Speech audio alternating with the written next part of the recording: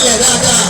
Ìsọ́yà Majesty Bàbá Dr. Suleiman Adesina Raji Aṣádewa ìlú Fámilóyè Àkọlágbadé Yèmímà Ẹkùn àti Ìbàkínà kúrọ̀mọ̀ láti wá bá wọn dá sí ètò. Lẹ́yìn kábíyèsí àlọ́sọ́dún ààrẹ.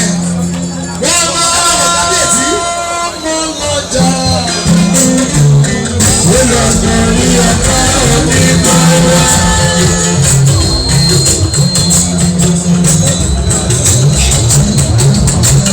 Kábíyèsí ni o. Ìlú bẹ́ẹ̀ni lọ́yọ̀ mi rẹ̀ sọ̀tọ̀ yìí o lórí rẹ̀. Onígbà ẹ̀kún mi ọmọ sọ́sẹ̀ mọ́dún mi rẹ̀ sọ̀tọ̀ yìí o lórí rẹ̀. Kábíyèsí ṣé kí n lọ́wọ́ wá. Kábíyèsí ẹ̀wọ̀n mọ́ onígbà ẹ̀kún mi rẹ̀ sọ̀tọ̀ yìí. Ọmọ ayé ṣàṣìṣe mi. Kábíyèsí wá.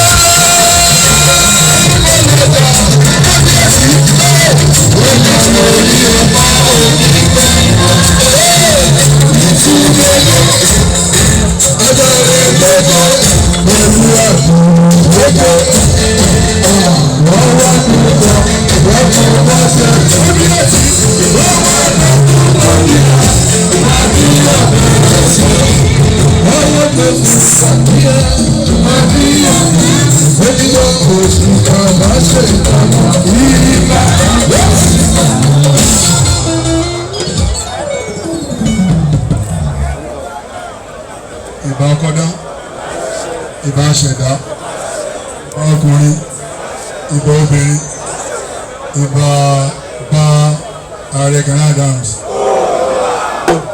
Àdúgbò fọlọ́, ìbà tá a ṣe ní ọlọ́wọ́n bá àmúlò sílé àṣẹ.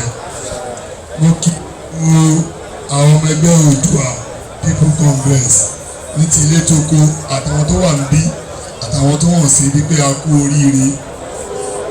Èmi máa bá wọn délẹ̀ lérí lágbọ́rọ̀ Ọlọ́run. Ọ̀rọ̀ ìyànjú tí mo fẹ́ gbà wá lẹ́nìí kò ní pọ̀ jù. Gbogbo ọlọ́mọ pé ọmọ Oòduà lèmi. Àjọ wà tipẹ́. Kábíyèsí o. Ogun òde kó lè Yorùbá rí ogun òní kó wa.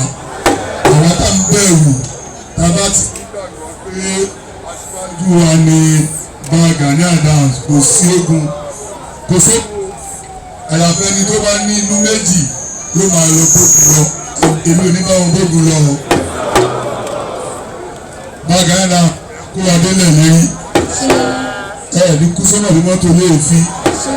Bẹ́ẹ̀ ṣe ń ṣe lánàá bó ṣe ń yẹ yí ó tún máa yẹ yí ni tó péye ló máa ń yẹyẹlé nígbà ló máa rádàgbà lẹ́rù ó máa rọ̀ yìí á tùbà á tùṣẹ́ fún yín kó àṣẹ tẹ bá pa nílẹ̀ Oòduà yìí ọlọ́run máa mú lọ sí ilé àṣẹ wá ní ṣàkètì lágbọ́dọ̀ Ọlọ́run ó ti ń takò dáná kò ní ṣẹlẹ̀ sí i o ní fọmọ gbọ́ta ní fàyà ní gbogbo ọmọ ẹgbẹ́ ní fọwọ́ gbọ́ta ẹ̀yin náà wá ní fọwọ́dún gbọ́ta ní fẹ̀yìn gbọ́ta bó ṣe máa rí nìyẹn o bẹ́ẹ̀ ni bá a ṣe bẹ́ẹ̀ lágbọ́dọ̀ Ọlọ́run ọ̀rọ̀ yanjú mi ni pé ẹ jẹ́ ká ní sùúrù ọmọ ẹgbẹ́ ká lè rántí ìbúra ta bú pé gbogbo wa la búra kò sẹ́ tó fẹ́rẹ́ pé Oòduà yìí tó ní níbúra lọ́wọ́ kan àtẹ̀sẹ̀ kejì arọ̀ yìí abẹ̀ yìí fún ìbúra tẹ̀bú ẹjọ́ nítorí Ọlọ́run ọba ẹ bá wa fi sọ́kàn pé ìbúra lágbára tó kọjọ́ tọmọdé búra ló mọ̀ o ẹ dákun ẹ jọ̀ọ́ ìbúra ò nípa ẹ̀mí kò nípa ẹ̀yìn o ọmọ Oòduà ni mí. Thank you very much.